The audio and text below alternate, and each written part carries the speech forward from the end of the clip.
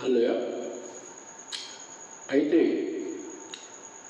విరగపడకపోతే దేవుడికి ఇష్టం లేదు. ఒక ప్రాంతంలో ఒక చెట్టు మీద ఒక వ్యక్తి మార్కు వేశాడు. మార్కు వేసి ఆ పక్కన చెట్టు ముందంట, చూసావా నా మీద మార్కు వేశాడు ఏంటనుకున్నావు అని చెప్పేసి కాలర్ వేసిందంట. అయితే సరే నెక్స్ట్ వచ్చాడు. వచ్చి మార్కింగ్ వేసిన చెట్టు మీద లంపం పెట్టి కోస్తా ఉన్నాడు. అవునా, నీ మీద మార్కు వేశాడా, నిన్న బడాయి కోతలు పెట్టావు, నేను వినాలే. అవునమ్మా, నేను మళ్ళీ ఎంపిక చేసుకున్నాను అన్నావుగా.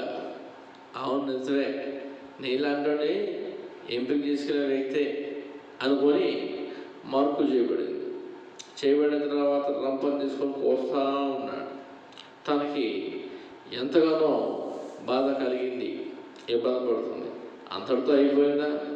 ఆ చెట్టు మీద నుంచి దొల్లించారు. అదొక వేదన. బల్లకట్ట అంటారు కదా, తాడు తీసుకొని బల్లకట్టలా కట్టేసి పాలి నదిలో వదిలేస్తారు. మరి అటు దొంగి ఇటు దొంగి కదా, అది కూడా ఒక మానసిక వేదన. అక్కడ వాళ్ళకి ల్యాండ్ మార్క్ ఉంటుంది, ఎక్కడి వరకు ఆగాలో అక్కడ నుంచి తీసుకొని నెక్స్ట్ క్యారేజ్ తీసుకొని వచ్చి ఉలి బాడిస తీసుకొని కొడతా ఉంటారు. అన్నిటికంటే అదొక పెద్ద వేదన అయిపోయింది దానికి. ఏంటి నాకు ఈ పరిస్థితి, ఏంది ఇబ్బంది అనుకొని సరే అని చెప్పేసి ఆ వ్యక్తి బెద్దలు వేసుకుంటూ పోయి ఒకదానం బట్టి ఒకటి బెడ్చుకుంటూ పోయాడు. అవి పూర్తిగా తయారైపోయిన తర్వాత అద్భుతంగా ఉంది. ఒక మందిర ఆవరణం అక్కడికి వచ్చేసింది. తండాలుగా జనం వచ్చారు, చూశారు. ఆహా, ఓహో, అద్భుతంగా సుందరంగా ఉంది అని పొగటం ప్రారంభించారు. అయితే ఏంటి, నేనేనా దేనికి పనికి అనుకున్నానే, వ్యర్థమైన అనుకున్నానే, అలాంటిది నేను ఎలా పనికొచ్చాను నీకు అని తన మనసులో అది అనుకుందట. అనుకున్నప్పుడు అంత లైటింగ్స్ వేసి ప్రార్థన చేసి ధూపాలు వేసి అద్భుతంగా దాన్ని చెక్కిన వ్యక్తిని కనపరిచారు. ఆ ప్రాంతంలో ఓహో, ఇంత తండలు వచ్చారు, ప్రార్థన చేస్తున్నారని దేవదూతలు కూడా వచ్చి సాష్టాంగంగా ఆ మందిరం మీద నిలబడి ఇది చాలా అద్భుతంగా ఉంది అని, అవి దేవదూతలు కూడా నా మీద నిలబడే అధికారము నేను కలిగి ఉన్నానంటే నేను ఎంతో అదృష్టం చేసుకుని ఉన్నాను. పడితే పడ్డ బాధలో ఇబ్బందులు పడినా ఆ కృప నాకు దక్కింది అనుకొని సంతోషపడింది. ఎవరైతే చక్కపడని వ్యక్తి అతనికి పట్టిన అదృష్టం నాకు పట్టలేదని బాధపడుతుంది. ఈరోజు ఎవరైతే ఇంకా మైనా ముందుకు వస్తారో వాళ్ళు కూడా ఇదే ఆనందం పొందుతారు. చక్కబడిపోయినా కొద్దిగా బాధ ఉన్నప్పటికీ అది అద్భుతంగా తయారవుతూ ఉంటుంది. చక్కబడిన వ్యక్తికి చాలా ఓపిక ఉంటుంది, చక్కబడిన వ్యక్తికి తొందరపాటు ఉంటుంది. సాధారణంగా సాతాను మా ఇంట్లోకి రావాలి అంటే మొట్టమొదటిగా వేసే ట్రిక్, ఫస్ట్ నీ ఇంట్లో కరెంట్ తీసేస్తాడు, తర్వాత నీ ల్యాండ్ ఫోన్ కట్ చేస్తాడు.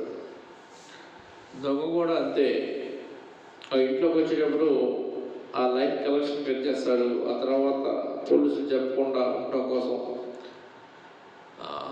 కరెంట్ కూడా కట్ చేస్తాడు. సాతాను ఒక దొంగ చెప్పిరాడు, దేవుడు తలుపు తట్టొస్తాడు. దొంగలు గోడ దూకి వచ్చేస్తారు, చెప్పినా చెప్పకపోయినా. ఎందుకంటే దొంగలు కాబట్టి వాళ్ళు దొంగతనానికి వచ్చేటప్పుడు ఎవరు లేనప్పుడే వస్తారు మన ఇంటికి. అలాగే సాతాను క్రియను అడ్డుకోవాలి అంటే, ఆ అపవాదిని, ఆ సైతాన్ దురాత్మని మనం బంధించాలంటే యేసు ముద్ర మన దగ్గర ఉండాలి. హల్లెలూయా. ముద్ర అంటే ఏంటి? బాప్టిజం అనే ముద్ర. బాప్టిజం అనే ముద్ర లేకపోతే సాతాను నీ ఇంట్లోకి, నీ ఒంట్లోకి వచ్చేస్తాడు. దానికి నిదర్శనం, ఒక ఇల్లు 20 లక్షలు పెట్టి కొన్నాడు. ఇల్లు 20 లక్షల రూపాయల ఇల్లు ఒక వ్యక్తి 10 లక్షలకే ఇస్తా అన్నాడు. ఇంత తక్కువకి ఇస్తున్నాడేంటి అనుకొని, సరే సరే అని చెప్పేసి రిజిస్ట్రేషన్ పని కూడా అయిపోయింది. 10 లక్షలకి తీసుకున్నాడు. కానీ ఒక షరతు, ఇల్లు మాత్రం నీదే, కానీ గోడ మీద ఉన్న మేకు మాత్రం మా తాతది, దాన్ని కదిలించడానికి వీల్లేదు, అది నేను నీకు అమ్మను అంటాడు. సరే అయితే అప్పుడప్పుడు వచ్చి మా తాతగారు గుర్తుగా చూసి కొద్దిగా కన్నీళ్ళు విడిచి వెళ్తాను అన్నాడు. సరే అన్నాడు. ఆ ఇల్లు అమ్మిన తర్వాత, రిజిస్ట్రేషన్ అంతా అయిపోయిన తర్వాత ఓ రోజు వచ్చాడు. ఏంటి అంటే, మేకు తన భర్త లేనప్పుడు మధ్యాహ్నం రోడ్ వచ్చాడు. ఏంటి అంటే, మేకు రాత్రి పడుకునేటప్పుడు వచ్చాడు. ఏంటి అంటే, మేకు అలా పగిలి రాత్రి తేడా లేకుండా వస్తాడు. మా ఆయనకి మైండ్ పని చేయట్లేదే ఏంటి, ఇల్లు కొన్నాడు, మేకు కొనపాటు ఏంటి అనుకున్నాడు. ఆ తర్వాత అలా పెళ్ళిళ్ళకి, ఫంక్షన్లకి ఎవరు వచ్చినా సరే మేకు. ఏంటంటే మేకు అంటే ఇంకా లేచిన దగ్గర నుంచి పడుకోపోయేదాకా ఏ టైంలో అర్ధరాత్రి ఎప్పుడు వస్తాడో తెలియదు, మేకు అని చెప్పడంతో ఒక వ్యక్తి పెద్ద వచ్చి, అయ్యా పోతే పోయిన డబ్బులు వదిలేసి, వాడు ఏ టైం పడితే టైం వస్తాడు, ప్రాబ్లం అయిపోతుంది, మీకే ఇబ్బంది అవుతుందని చెప్పేసి పోతే పోనీ వదిలేసేంట్రా, దరిద్రాన్ని వాడు ఇల్లు వాడికి ఇచ్చేసేంట్రా అన్నాడు. ఏం చేశాడు, ఒక మేకును అడ్డం పెట్టుకొని 10 లక్షల రూపాయలు డబ్బులు తీసుకొని పోయాడంటే వాడు ఏ విధంగా టార్చర్ పెట్టుంటాడు.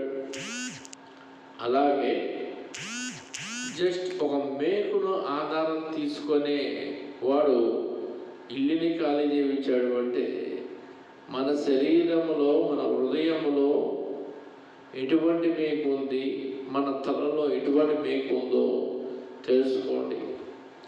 ఆ మేకు, ఎటువంటి మేకు మనలో ఉందో ఆ మేకును తీసేస్తేనే దేవుడి ఆత్మ మనలో ప్రవేశిస్తూ ఉంటుంది.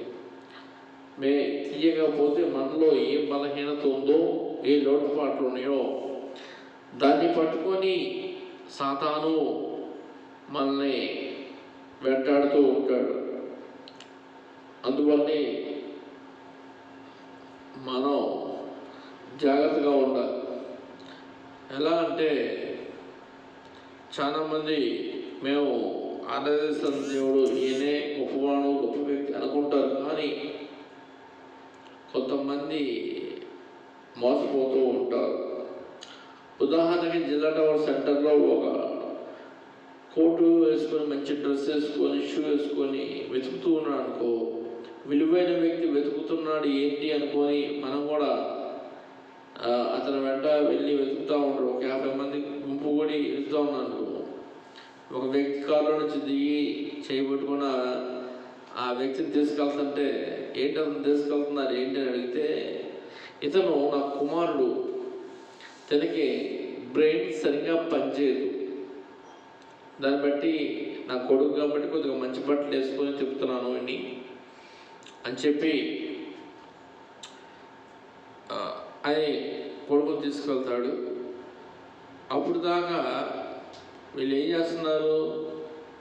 ఎందుకు వెతుకుతున్నావు అని అడగల, దేని వెతుకుతున్నావు అని అడగల. కొంతమంది చేస్తున్నది దేని చేస్తున్నాం, ఎందుకు చేస్తున్నామో కూడా తెలియదు. వాడు తెలుసుకోసరికి వాళ్ళ లైఫ్ అయిపోతుంది. నిజమైన దేవుడు ఎవరో మీకు చెప్పడానికి ట్రై చేస్తున్నాం. కొంతమంది దీన్ని మత బోధ అంటారు. మేము బలవంతం మత మార్పిడి మాది కాదు, కాబట్టి దేవుడు పిలుపుని బట్టే మేము మాట్లాడుతున్నాం. హల్లెలూయ, దేవునికి మహిమ కలుగును గాక. దేవుడు యావత్తును ప్రతి వస్తువును సృష్టించాడు. ప్రతి వస్తువు మంచిది అనుంది లేఖనం. మరి అదేంటో చూద్దామా? ఎక్కడుంది, ఏ అధ్యాయం ఉంది, ఏ వచనంలో ఉందో నెక్స్ట్ వీడియో తెలుసుకుందాం.